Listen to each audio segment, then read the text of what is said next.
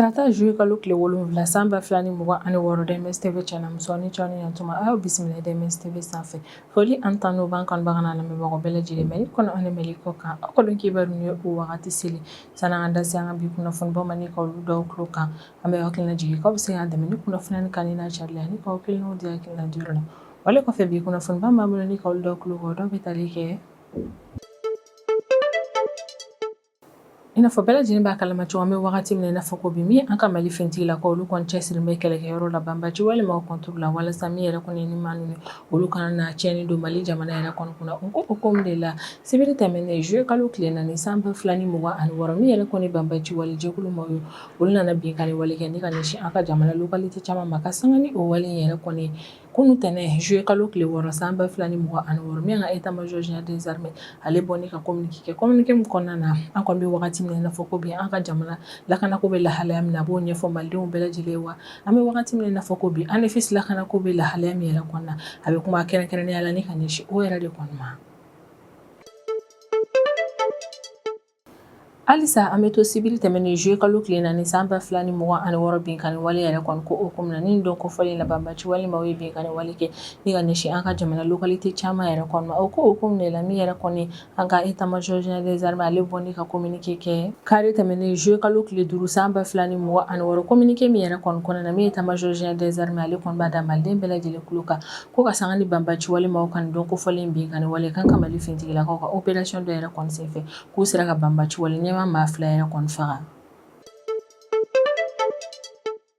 ko ni sibiri dɔ in na juye kalo tile 4 sanba 2026 min yɛrɛ kɔni banbaci wale maaw ye olu kɔni u ka binkani walew kɛ ni ka ɲɛsin jamana localité caman ma ko o komu de la banbaci wale ma nu kun nana essayer k'u bɛ binkani wale kɛ ni ka ɲɛsin ko na ale ni somadugu localité yɛrɛ kɔni ma ko an ka mali fintigilakaw ale ni afrika kɔri ma ni o ye u jɛɲɔgɔn ni ne bɛ se ka fintigilakaw minnu yɛrɛ kɔni bɛ ka mali fintigilakaw de banbaci wale kɛlɛla mali jamana kɔnɔna ko don kofɔli na kan ka mali fintigilakaw ni afrika kɔri ma yɛrɛ kɔni u ka opération de la kɛ ɲɔgɔn fɛ ni ka jɛ ɲɔgɔn fɛ ka banbaci wale maa ninnu si latunu ni localité fila ni yɛrɛ kɔni kɔnɔna ko banbaci wale maa minnu tun bɛ fɛ ka binkani wale kɛ ni ka ɲɛsin yɔrɔ yɛrɛ kɔni ma k'u ka binkani wale yɛrɛ kɔni ma se ka ɲɛ sɔrɔ ka d'a kan an ka mali fintigilakaw ni afrika kɔri maaw kɔniw ma ka sanga ni ataki minnu kɛra an ka mali localité caman yɛrɛ kɔnɔna sibiri tɛmɛnen juye kalo tile 4 sanba 2026 min yɛrɛ kɔni union africaine commission président ni o ye mahmoud ali yusufu yɛrɛ kɔni hali bɛ bɔ ni ka communiqué kɛ kare do juye kalo tile 5 sanba 2026 communiqué min yɛrɛ kɔni kɔnɔna na union africaine commission président yɛrɛ kɔni bɛ dénonceli yɛrɛ kɔni kɛ k'a yira k'a fɔ ko banbaci walima minnu ni binkani wale yɛrɛ kɔni kɛ k'olu bɛ binkani wale yɛrɛ kɔni condamné ko wa min yɛrɛ kɔni union africaine ale ka juguramadenw yɛrɛ kɔni bɛ mali jamana yɛrɛ kɔni ni wagati gɛlɛn kɔnɔna ni kunnafoni ba de bɛ an bolo kɔrɔ bi an bɛna minnu walawala aw ye bi kibaru kɔnɔna na sibiri tɛmɛnen juye kalo tile 4 sanba 2026 min yɛrɛ kɔni banbaci wale jɛkulu maaw ye olu nana binkani wale kɛ ni ka ɲɛsin an ka jamana localité caman yɛrɛ kɔni ma ka sanga ni o wale yɛrɛ kɔni min fana ka mali fintigilakaw ye olu m'u sigi ni ka banbaci wale maaw la o ka ni wale jugu na fintigilakaw fana y'u cɛsiri banbaci wale maa yɛrɛ kɔni kama wale min kɛra sababu n'u sera ka banbaci wale maa caman faga o ko hukumu yɛrɛ de kɔnɔna kunu tɛnɛ juye kalo tile 6 sanba 2026 min yɛrɛ kɔni ka état major général des armées ale bɔ ni ka communiqué min kɔnɔna an ka jamana lakanako bɛ lahalaya min na a b'o bɛɛ lajɛlen da maliden bɛɛ lajɛlen kulo kan état major ka kɔrɔfɔla ka communiqué yɛrɛ kɔni kɔnɔna na ko attaque yɛrɛ kɔni kɔfɛ kan ka mali fintigilakaw yɛrɛ kɔni jaabi min kɛ ni ka ɲɛsin banbaci wale maa yɛrɛ kɔni ma ko jaabi yɛrɛ kɔni kɛra sababu ni ka an ka jamana localité caman ba sigi ko wale yɛrɛ kɔni kɔfɛ kan bɛ wagati min na i n'a fɔ ko bi ko min an ka mali fintigilakaw yɛrɛ kɔni ye olu ni banbaci wale maaw yɛrɛ kɔni karimɛ ɲɔgɔn na kosɛbɛ ani fisi localité yɛrɛ kɔni na ko ani fisi localité yɛrɛ kɔni kɔnɔna na min yɛrɛ kɔni an ka mali fintigilakaw olu ka dagasi yɔrɔ fɛn fɛn bɛ yen nɔ kan ka mali fintigilakaw bɛ ka o yɔrɔ yɛrɛ kɔni lafasa walasa min banbaci wale ma olu kana se ka ni yɔrɔ ninnu cogoya si la ko ka sanga ni kɛlɛ yɛrɛ kɔni gani ye kosɛbɛ ani fisi localité yɛrɛ kɔni an ka mali fintigilakaw ni banbaci wale ma ni ɲɔgɔn cɛla yɛrɛ kɔni na ko min yɛrɛ kɔni an ka mali fintigilakaw ye olu ye kɛlɛfɛrɛ kura dɔ yɛrɛ kɔni sigi sen kan kɛlɛfɛrɛ kura min yɛrɛ kɔni na u bɛ ka an ka sanfɛ kɛlɛkɛminɛw hali ni an ka kɛlɛkɛcɛw yɛrɛ kɔni bɛɛ lajɛlen wuli dugumana yɛrɛ kɔni na ni k'u ka opération yɛrɛ kɔni dalakɛ ɲɔgɔn walasa ka se ka jɛ ɲɔgɔn fɛ ka banbaci wale maaw yɛrɛ kɔni kɛlɛ ko hukumu de la sibiri tɛmɛnen juye kalo tile 4 sanba 2026 min an ka Mali fintigilakaw ni olu yɛrɛ kɔni dɛmɛna u jɛɲɔgɔn yɛrɛ kɔni fɛ k'u sera ka sebaya yɛrɛ kɔni sɔrɔ banbaci wale maaw kan. K'an ka Mali fintigilakaw filɛ ka u ka nin kɛlɛfɛrɛ kura min yɛrɛ kɔni bɔ ni ka opération yɛrɛ kɔni dalakɛ ɲɔgɔn k'o wale yɛrɛ kɔni kɛra sababu ye ni sibiri tɛmɛnen juillet kalo tile 4 san 2026 banbaci wale maaw kun ye an ka jamana localité fɛn fɛn yɛrɛ kɔni attaqué min an ka Mali fintigilakaw olu sera ka o localité nin bɛɛ lajɛlen yɛrɛ kɔni contrôle ta wa an ka Mali fintigilakaw de bɛ ni localité nin lamɛn wagati min na i n'a fɔ ko bi o banbaci wale maa ninnu gɛn ka bɔ yen ko nka o n'a ta o ta attaque yɛrɛ kɔni dugusajɛ ni o bɛnna carrément juillet kalo tile 5 san 2026 ko yɛlɛma dɔɔni yɛrɛ kɔni donna kow la jamana localité dɔw la ko nin don kofɔlen yɛrɛ kɔni na ANEFIS localité yɛrɛ kɔni na min yɛrɛ kɔni banbaci wale maaw yɛrɛ kɔni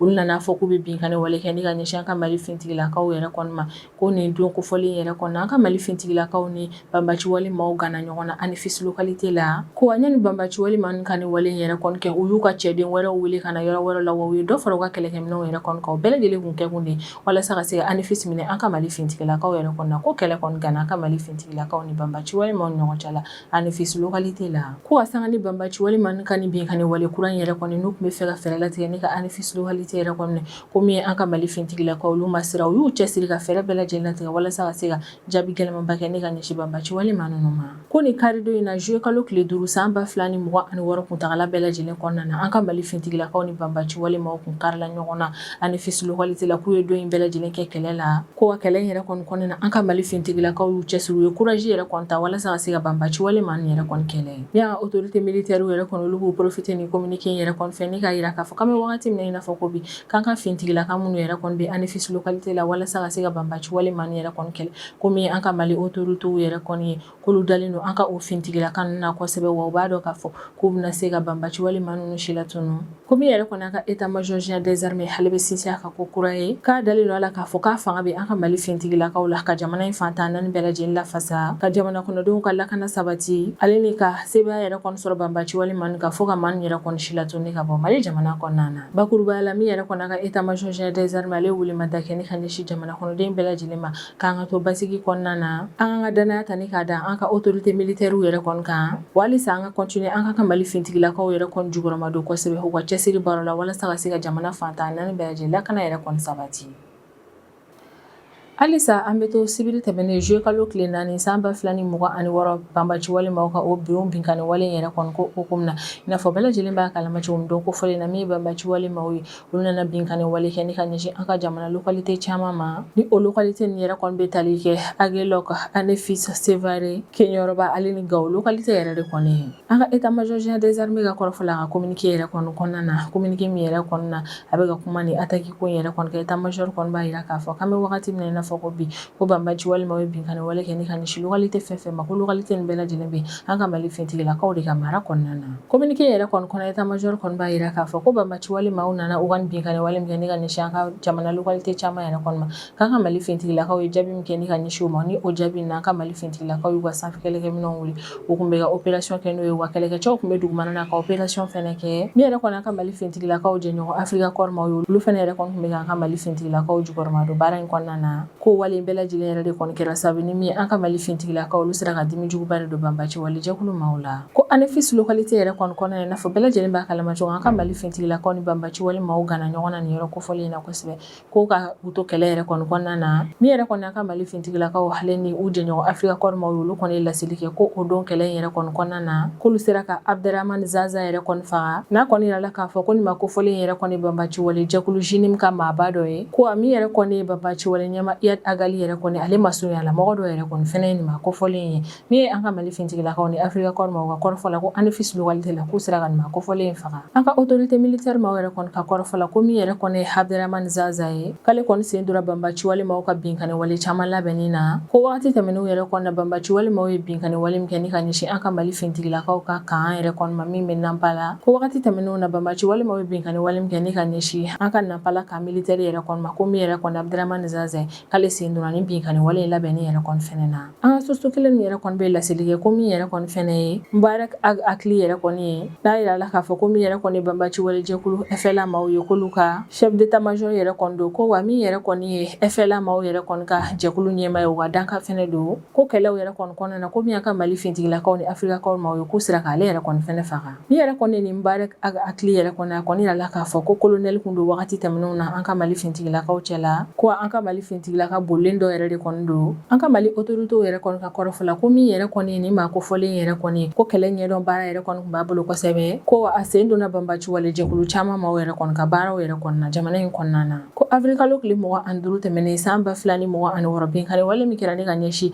Kidali region yɛrɛ kɔni ma ko banbaci wale jɛkulu minnu taara o binkani wale yɛrɛ kɔni kɛ ko min yɛrɛ kɔni ye Mubarak hakili yɛrɛ kɔni ko ale de kun bɛ o banbaci wale jɛkulu man yɛrɛ kɔni ɲɛma communiqué yɛrɛ kɔni kɔnɔna na min ka état-major général des armées ale b'a perepere latigɛ k'a fɔ ko wagati tɛmɛnenw na ko banbaci wale maaw ye binkani wale kɛ ne ka ɲɛsin an ka jamana localité minnu yɛrɛ kɔni na k'an bɛ wagati min na i n'a fɔ ko bi ko min yɛrɛ kɔni an ka Mali fintigilakaw k'u bɛ ka ratissage kɛ ni sanfɛ kɛlɛkɛminɛnw ale ni kɛlɛkɛcɛw ye dugumana yɛrɛ kɔni na o yɔrɔnin bɛɛ lajɛlen na walasa banbaci wale maa minnu sera ka boli ka bɔ kɛlɛkɛyɔrɔw yɛrɛ kɔni na ka fɛɛrɛ tigɛ ni ka bolo dawulu k'ale ni k'u bɔnɛw ni na an ka Mali fintigilakaw ka daga sigiyɔrɔw k'u yɔrɔw lakana sabati ale ni ka fɛɛrɛ yɛrɛ kɔni latigɛ min yɛrɛ kɔni banbaci wale ma n'olu nana essayer k'u bɛ binkani wale kura yɛrɛ kɔni kɛ ka o wale yɛrɛ kɔni bali joona min yɛrɛ kɔni ka autorité militaire ma olu kɔni bɛ sinsin a kan kosɛbɛ ka yira k'a fɔ k'an bɛ wagati min na i n'a fɔ ko bi komi an ka Mali fintigilakaw k'u yɛrɛ kɔni cɛsirilen bɛ banbaci wale maaw ɲinini u nana minɛli ale n'u bɔnɛni na u ni na baaraw yɛrɛ kɔni na Mali fantan a naani bɛɛ lajɛlen na fo ka taa fɔ banbaci wale maa ninnu si latunu na ni ka bɔ an ka Mali jamana kɔnɔ na kuma min na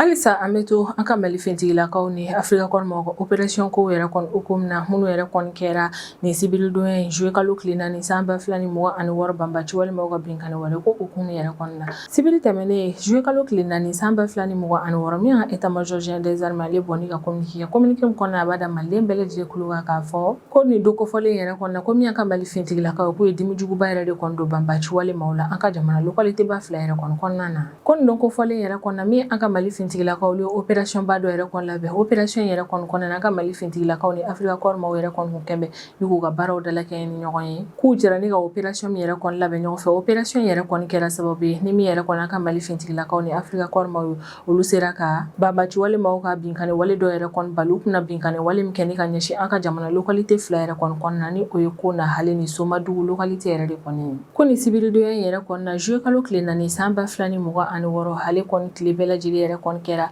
kɛlɛba yɛrɛ de kɔni ko na localité yɛrɛ kɔni kɔnɔna na ko nin don kofɔlen yɛrɛ kɔni na min ye banbaci wale maaw yɛrɛ kɔni olu y'a dabɔ a kama n'u ka binkani wale yɛrɛ kɔni kɛ balina ni ka ɲɛsin an ka Mali fintigilakaw la ko don yɛrɛ kɔni na banbaci wale maaw u kɔni nana ni bolimafɛn baden de bolimafɛn minnu yɛrɛ kɔni kun falen don banbaci wale maa caman na wa banbaci wale maa minnu kun b'u ka bolimafɛn yɛrɛ kɔni kɔnɔna na u kɔni kun bɛ ka u kunda an ka Mali fintigilakaw ka daga sigiyɔrɔ yɛrɛ de kɔni ma ko na localité la ko ka sanga ni nin menace ba in yɛrɛ kɔni min kun bɛ ka kɛ ni ka ɲɛsin an ka Mali fintigilakaw ma ko min an ka Mali fintigilakaw yɛrɛ kɔni olu kɔni ye jaabi telima ale ni jaabi ɲumanba de kɛ ni ka ɲɛsin banbaci wale maa ninnu yɛrɛ kɔni ma komi an ka Mali fintigilakaw ka kɛlɛkɛcɛw yɛrɛ kɔni olu kun bɛ kɛlɛ la dugumana yɛrɛ kɔni na u kun dɛmɛnen don Afrikakɔrɔ maaw yɛrɛ kɔni fɛ ko jɛkulu fila ni yɛrɛ kɔni kelen ni k'u fara ɲɔgɔn kan ni ka banbaci wale maa yɛrɛ kɔni kɛlɛ o kɔni kɛra sababu ye n'u sera ka banbaci wale maa ninnu bali u ka wale jugu in na mugujugu ale ni sanfɛ kɛlɛkɛminɛnw kun bɛ ka farapu minnu kɛ ni ka ɲɛsin banbaci wale maaw yɛrɛ kɔni ma k'o kɛra sababu ye ni min yɛrɛ kɔni banbaci wale jɛkulu maa ninnu olu bolila ka bɔ kɛlɛkɛyɔrɔ in na wale min yɛrɛ kɔni kɛra sababu ye n'u kun nana ni ŋaniya juguya min ye k'a fɔ k'u bɛna tiɲɛ don an ka Mali fintigilakaw yɛrɛ kɔni kunna ko ŋaniya juguya yɛrɛ kɔni seginna u yɛrɛ ma ko ni wagati kelen yɛrɛ kɔni fɛnɛ na wagati min banbaci wale maa ninnu kun bɛ ka ni binkani wale yɛrɛ kɔni essayer ni ka kɛ ka ɲɛsin ko na localité ma ko wagati kelen yɛrɛ kɔni na banbaci wale maa ninnu kun bɛ binkani wale kura labɛnna ni ka ɲɛsin Somadugu localité yɛrɛ kɔni ma ko banbaci wale jɛkulu maa wɛrɛw yɛrɛ kɔni kun bɛ yen nɔ olu kun ye ɲɔgɔn fara ɲɔgɔn kan dɔ daminɛ yɔrɔ in na banbaci wale maa ninnu kun bɛ ɲɔgɔn fara ɲɔgɔn kan min yɛrɛ kɔnɔ ɲɔgɔn fara ɲɔgɔn kan yɛrɛ kɔni kun kɛ kun de ye walasa ka binkani wale dɔ yɛrɛ kɔni labɛn ale ni ka binkani wale in yɛrɛ kɔni kɛ ni ka ɲɛsin Sufurulayi localité yɛrɛ de kɔni ma kabini an ka Mali fintigilakaw bɔra nin ko in yɛrɛ kɔni kalama u m'u sigi ni ka ko in yɛrɛ kɔni ma kɔnɔ dɔrɔn min yɛrɛ kɔni an ka Mali fintigilakaw olu kɔni y'a faamu k'a fɔ ko bana kunbɛ ka fisa ni bana furakɛ ko hukumu la min yɛrɛ kɔni ye an ka haut commandement militaire yɛrɛ kɔni ye ale kɔni ye ordre yɛrɛ kɔni di ko min an ka Mali fintigilakaw yɛrɛ kɔni k'u ka opération belebeleba dɔ yɛrɛ kɔni labɛn opération min yɛrɛ kɔni nana kɛ dugumana ale ni sanfɛla yɛrɛ de kɔni na ko opération yɛrɛ kɔni kɔnɔna na an ka Mali fintigilakaw olu kɔni kun y'u ka sanfɛ kɛlɛkɛminɛnw y'u ka kɛlɛkɛcɛw fɛnɛ kun bɛ dugumana yɛrɛ kɔni na k'u y'u ka baaraw yɛrɛ kɔni dala kɛ ni ɲɔgɔn ye wɛrɛ de kɔni kɛra sababu ni min yɛrɛ kɔni ka Mali fintigilakaw olu kɔni taara bali banbaci wale man yɛrɛ kɔni na u ka ni dagasigiyɔrɔ in yɛrɛ kɔni hali banbaci wale man kuma sigina ko fintigilakaw bɛ na u kama kan ka Mali fintigilakaw y'o bali min yɛrɛ kɔni kɛ banbaci wale ma la o kɔni kɛra sababu ye u sera ka banbaci wale ma caman faga ko wa banbaci wale ma dɔw fana sera ka boli ka bɔ yɔrɔ in na u ɲɛnɛma k'ale sɔrɔ an bɛ wagati min na i n'a fɔ ko bi opération yɛrɛ kɔni kɔfɛ min yɛrɛ kɔni ratissage o bɛ ka kɛ zone ninnu kɔni kɔnɔna na o n'a ta min ye état-major général des armées ale kɔni y'a yira k'a fɔ ko banbaci wale ma ka fanfɛla yɛrɛ kɔni na ko banbaci wale ma min fagara ale ni tiɲɛni min donna u kunna ko yɛrɛ kɔni fanga bonyana kosɛbɛ ko banbaci wale ma caman fagara ni opération in kɔnɔna na wa min yɛrɛ kɔni banbaci wale ma ka kɛlɛkɛminɛ ale n'u ka logistique caman yɛrɛ kɔni ko tiɲɛni donna o caman na ni opération yɛrɛ kɔni senfɛ communiqué yɛrɛ kɔni kɔnɔna na min y'a état-major général des armées ale bɛ foli bɛɛ kɛ ni ka ɲɛsin an ka Mali fintigilakaw ma a bɛ foli kɛ ni ka ɲɛsin kɛrɛnkɛrɛnnenya la an ka Mali fintigilakaw ma minnu yɛrɛ kɔni kun bɛ ni opération kɛyɔrɔ na a b'u fo u ka cɛsiri ale n'u ka baara kɛ kun ɲuman na kɛlɛkɛyɔrɔw yɛrɛ kɔnɔna na ka sanga ni sebayaba fila sɔrɔlen ni opération ba fila ni yɛrɛ kɔnɔna min y'an ka état-major général des armées ale bɛ sinsin a ka kun kura ye k'alisa min an ka Mali fintigilakaw yɛrɛ kɔni k'u cɛsiri bɛ u tɛ sɛgɛn sanga ani wagati ka opération yɛrɛ kɔni kɛ walasa min yɛrɛ kɔni malidenw n'u bololafɛ olu ka lakana ka se ka sabati jamana in fantan a naani bɛɛ lajɛlen na